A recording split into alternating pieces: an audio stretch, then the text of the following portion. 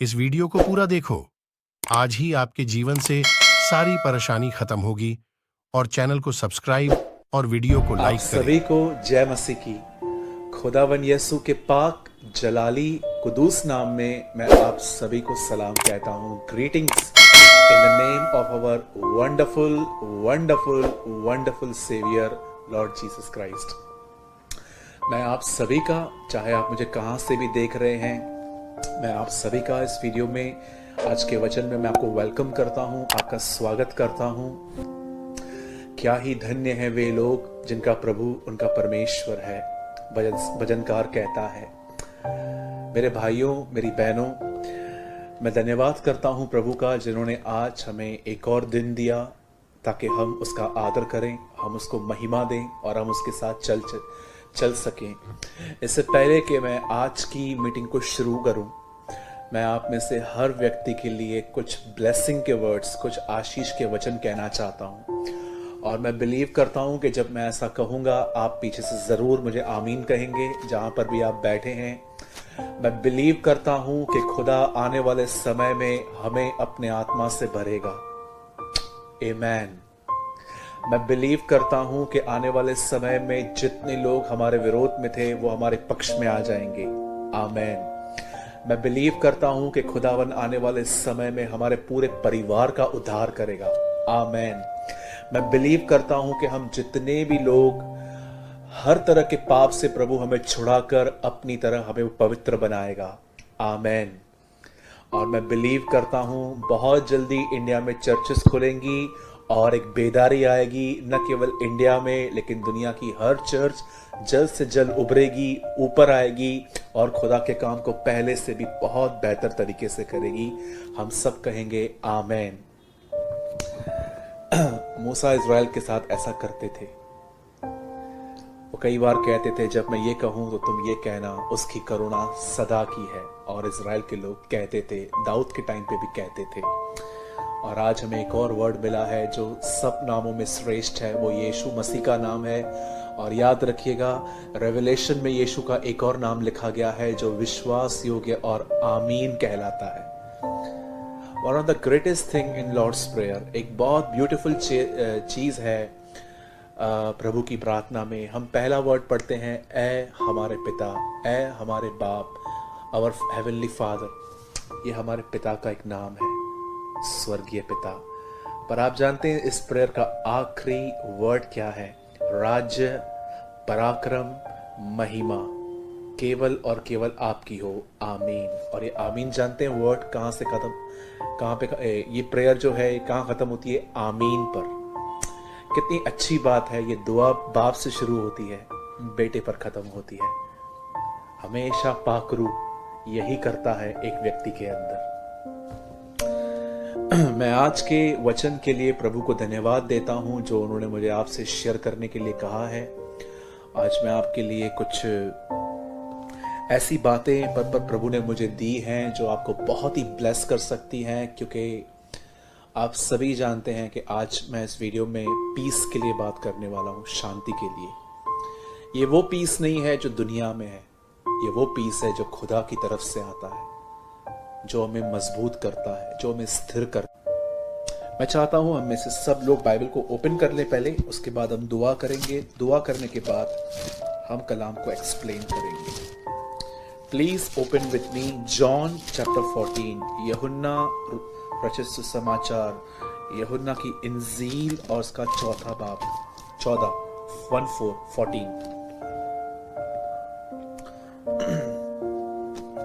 आइए हम दुआ करेंगे। स्वर्गीय पिता, हम दुआ करते हैं यीशु मसीह के नाम में। तू शांति का राजकुमार है, तू शांति का सोता है। जब तू आया तो तेरे आने से पहले स्वर्गदूत एक गीत गा रहे थे कि परमेश्वर और उन मनुष्यों में जिनसे वो प्रसन्न है शांति हो। जब तू किसी व्यक्ति से खुश होता है तो तू उन्हें शांति देता है। होने दे प्रभु कि आज वो लोग जिनके अंदर पीस नहीं है, शांति नहीं है, जो बहुत अशांत होकर जिंदगी जी रहे हैं, मैं दुआ करता हूं तू उन्हें शांति दे, तो हर एक की जिंदगी में आज यहोवा शालोम बन के एनकाउंटर कर। हम तुझसे ये विनती करते हैं यीशु मसीह के नाम में, आमीन आमीन। Thank you Lord. मैं आपके लिए एक वचन पढ़ रहा हूं और इस कलाम में लिखा गया है 14:27, मैं तुम्हें शांति दिए जाता हूं,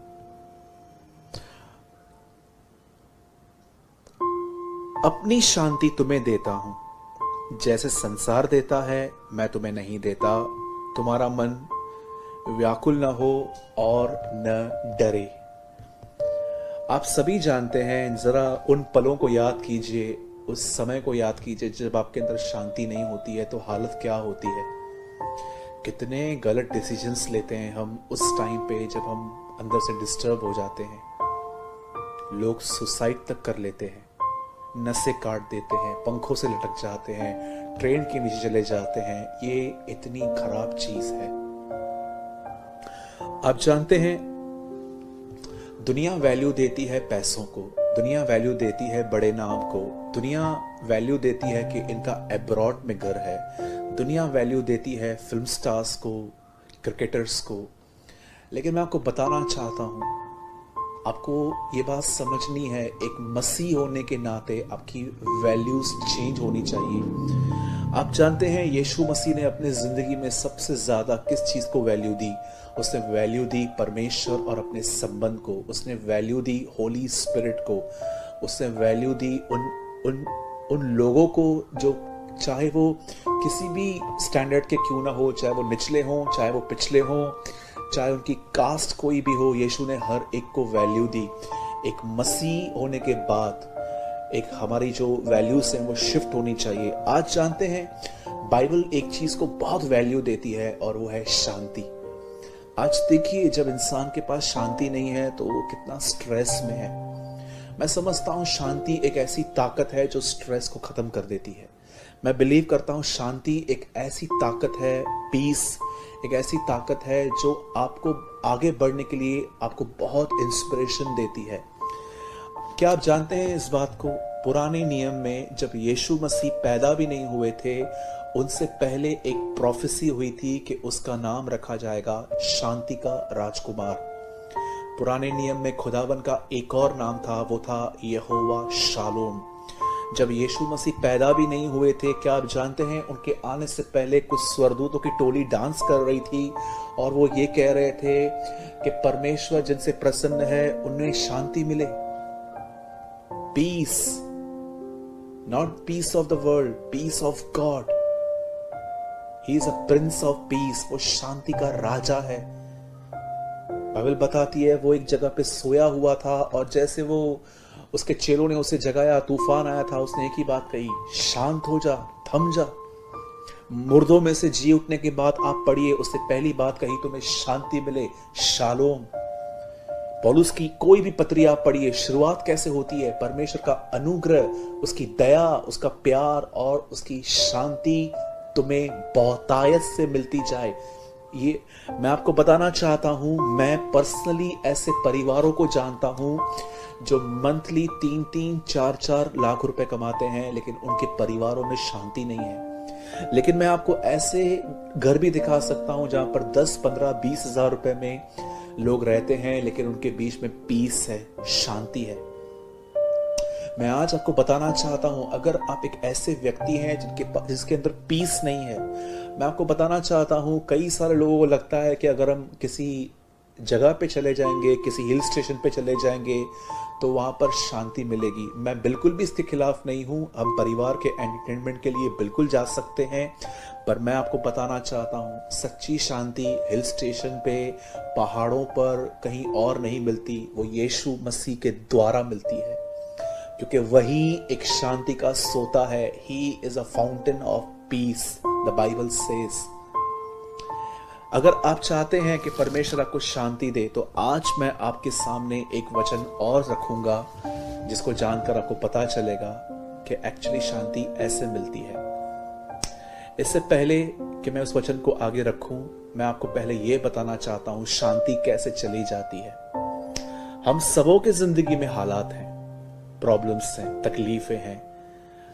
बार बार कुछ प्रॉब्लम रेस्ट होती रहती हैं।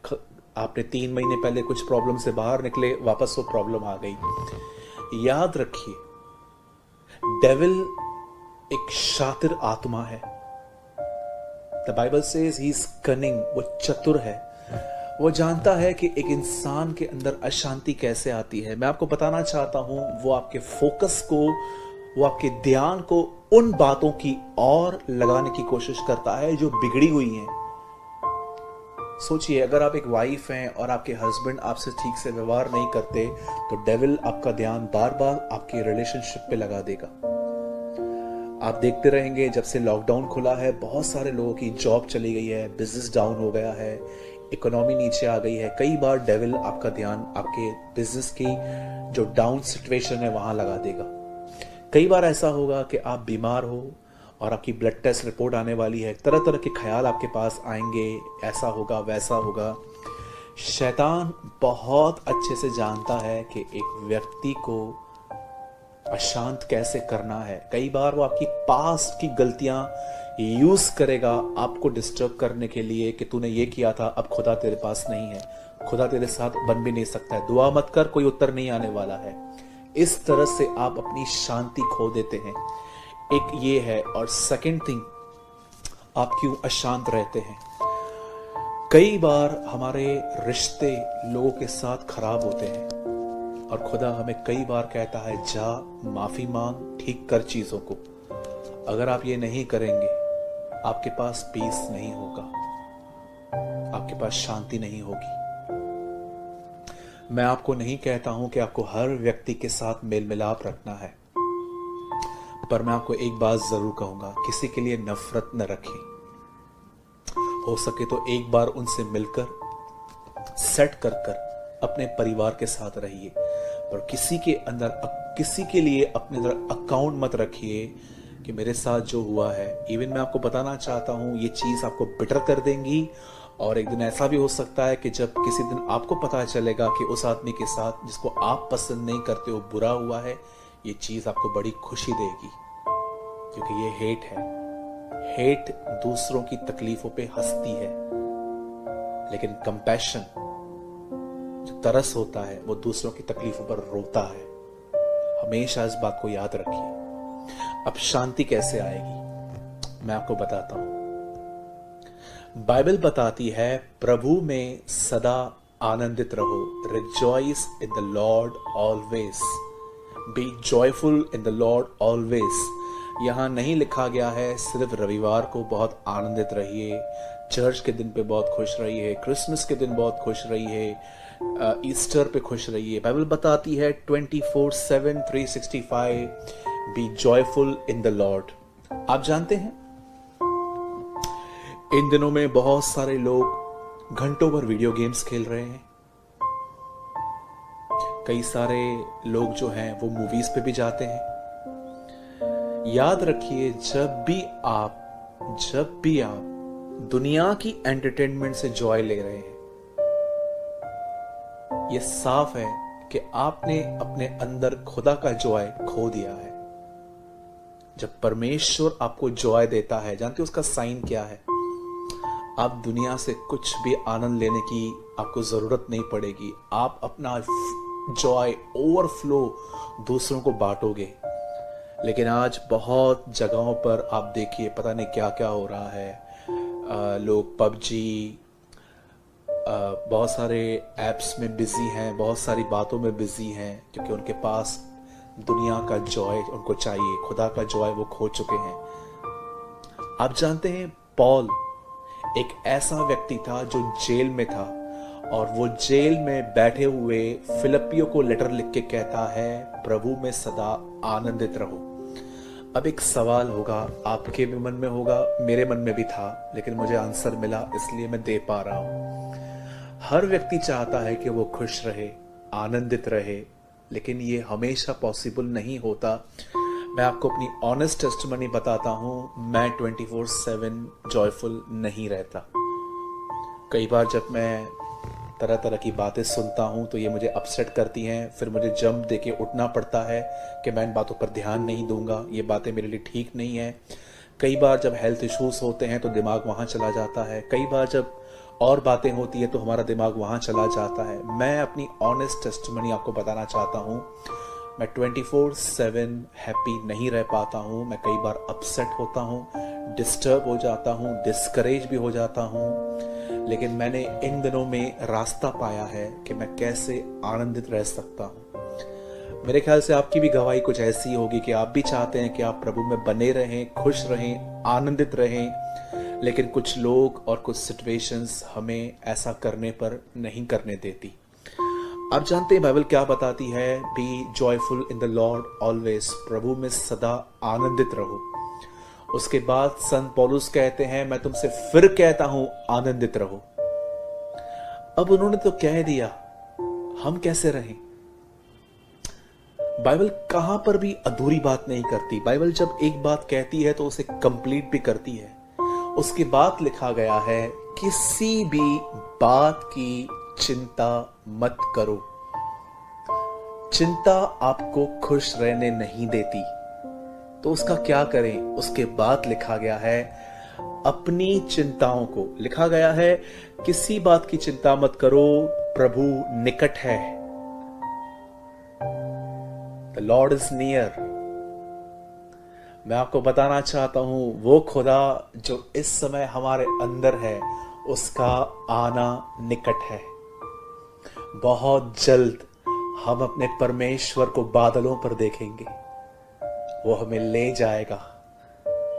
मैं आपको बताना चाहता हूं, वो इस शरीर में से निकाल कर हमारा वो कंप्लीट सल्वेशन कर देगा।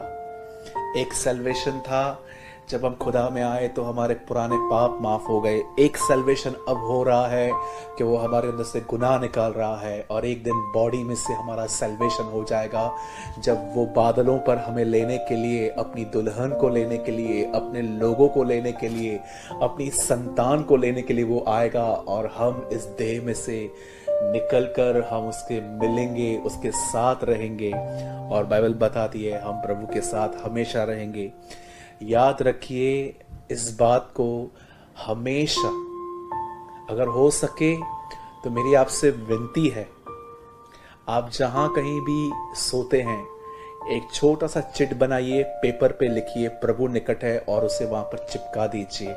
ये चीज आपको बड़ी शांति देगी। द लॉर्ड इज नियर, प्रभु निकट है। बाइबल बताती है हमारा परमेश्वर बहुत जल्द आएगा। वो यहां भी निकट है हमारे साथ, और उसका आना भी निकट है। आप जानते हैं उसके बाद क्या लिखा है? किसी बात की चिंता मत करो, प्रभु निकट है, तुम्हारी कोमलता सब मनुष्यों पे प्रकट हो। उसके बाद लिखा गया है, अपनी हर बात को प्रार्थना, निवेदन, विनती, धन्यवाद के साथ परमेश्वर के सम्मुख लेकर आइए।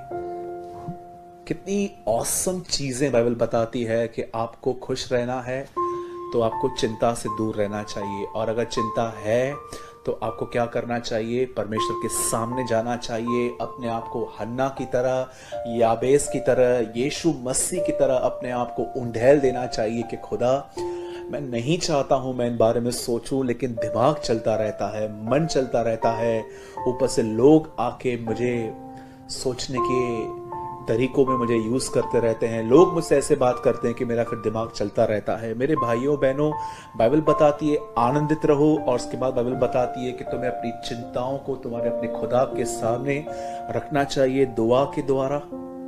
निवेदन मतलब एक सप्लिकेशन, लाइक आप प्रभु को एक पेपर दे रहे हैं समझिए, और आप एक लफ्ज पर, एक शब्द पर आप अंडरलाइन कर रहे हैं कि खुदा इस पे ज्यादा ध्यान देना। और उसके बाद लिखा है विनती के द्वारा, लास्ट में धन्यवाद कि हाँ खुदा तूने कर दिया है, परमेश्वर के सामने रखो। उसके बाद जानते हैं क्या लिखा है? तब परमेश्वर की वह शांति जो तुम्हारी समझ से परे है, तुम्हारे विचारों को मसीह में सुरक्षित करेगी। कब? जब तुम खुदा को सब दोगे। जैसे क्रूस पर यीशु ने हमारे गुनाह लिए अपनी पवित्रता दी, हमारे पाप लिए अपनी धार्मिकता दी, हमारी बीमारियां ली, चंगाई दी, हमारी सारी कमजोरियां ली और हमें ताकत दे दी। यहां पर एक और लेन देन है, चिंता को मुझे दो और मेरी शांति तुम ले लो। आप जानते हैं कई बार हम दुआ करते हैं और दुआ के बाद वापस उन्हीं विषयों पर सोचना शुरू कर देते हैं। तो मेरा एक सवाल है, हम दुआ तो करते हैं पर क्या हम ईमान रखते हैं? कितने लोग हैं प्रार्थना तो कर लेते हैं पर प्रार्थना के बाद एक लेवल ऊंचा आना है कि आपने जो खुदा से मांगा है, आपको ये बिलीव करना चाहिए कि हाँ मैंने मांगा है, वो मुझे सही टाइम पे दे देगा, सही समय पर दे देगा। बाइबल बताती है ये आपकी होप है, खुदा का कलाम आपकी उम्मीद है। आपको परमेश्वर को देखकर आप दोबारा प्रार्थना करते हैं, ये साइन नहीं है कि आपकी खुदा ने नहीं सुनी है इसलिए आप फिर से कह रहे हो, लेकिन आपको बिलीव है, आपने उसके साथ प्रार्थना के दौरान सहभागिता रखी है और आप जानते हो कि वो सही समय पर आपको दे देगा। इस तरह से आपके अंदर शांति आती है। मेरे भाइयों, मेरी बहनों, थोड़ी सी बात को समझने की कोशिश कीजिए। अगर आपको आनंदित रहना है तो आपको अपनी सारी दुआओं को खुदा के सामने रखना है, उसके बारे में फिर नहीं सोचना है और ईमान रखना है कि खुदा मैं बिलीव करता हूं कि आप इसके ऊपर काम कर रहे हो और आप सही समय पर मुझे दोगे। तब परमेश्वर की वह शांति जो आपके समझ से बिल्कुल परे है। कभी आपने सोचा है जो शांति खुदा आपको देता है उसमें सबसे अच्छी चीज क्या होती है? जानते हैं दुनिया की जो शांति होती है ना, वो सिर्फ और सिर्फ रीजन टू सीजन होती है, किसी वजह से आएगी और कुछ ही समय तक रहेगी। लेकिन जब खुदा आपको अपनी शांति से भरेगा, आपको अपना पीस देगा, तो मैं आपको बताना चाहता हूं ये सर्कमस्टेंस पे डिपेंड नहीं होगी, ये बनी रहेगी। अगर कुछ बनता है और फिर आप शांत हो, सब ठीक है, आप शांत हो, ये खुदा की शांति नहीं है। सब कुछ बिगड़ा हुआ है फिर भी आप शांत हो, ये परमेश्वर की शांति है। मैं आपसे विनती करता हूं, सिर्फ खुदा को अपनी तकलीफें दीजिए मत, उसे उसके पास रहने दीजिए और आप उसकी शांति में चलिए। जब आप शांत हैं तब आप मजबूत हैं, आप बहुत काम कर सकते हैं, आप में विजडम काम करती है, आपकी जुबान आपकी कंट्रोल में रहती है, आपका उठना बैठना आपको समझ में आता है। बाइबल बताती है शांत रहना तुम्हारी वीरता है। आप एक योद्धा हैं, आप एक वॉरियर हैं अगर आप पीस में हैं तो। यीशु मसीह कंप्लीट पीस में चलते थे, कंप्लीट। मैं बिलीव करता हूं आज के कलाम से जरूर आपने कुछ समझा होगा। Let's pray. धन्यवाद यीशु। परमेश्वर पिता, मैं दुआ करता हूं यीशु मसीह के नाम में। मैं धन्यवाद करता हूं आज के वचन के लिए जो आपने मुझे दिया कि कैसे हम आपकी शांति पा सकते हैं। होने दे प्रभु जी, यह होने के लिए अनुग्रह दे प्रभु जी कि हम कंप्लीट आपके पीस में चलें। हमारा मन, हमारा हृदय तेरी शांति में सुरक्षित रहे, हमारा मन भटकना बंद हो जाए और तेरा कलाम हमें संभालता रहे। जितने भी लोग प्रभु जी हमें देख रहे हैं या आने वाले समय में देखने वाले हैं, हर बीमार यीशु मसीह के नाम में चंगा हो, हर व्यक्ति अंधकार और बुरी आदतों से बाहर आए, हर डिवोर्स यीशु के नाम में कैंसिल हो, सबका घर बने। और दुआ करते हैं प्रभु जी, हर वो व्यक्ति तो जो तुझे जानना और समझना चाहता है, उन्हें ऐसा करने के लिए तू अनुग्रह दे प्रभु जी। सारी महिमा आदर आपको देते हैं, विश्वास करते हैं कि तू जल्द आ रहा है और तू हमें तैयार करेगा ताकि तू अपनी दुल्हन को यहाँ से ले जाकर वहां रखे जहां पर उसका सही स्थान है। हम महिमा और आदर देते हैं प्रभु जी। दुआ को यीशु मसीह के नाम में मांगते हैं, आमीन।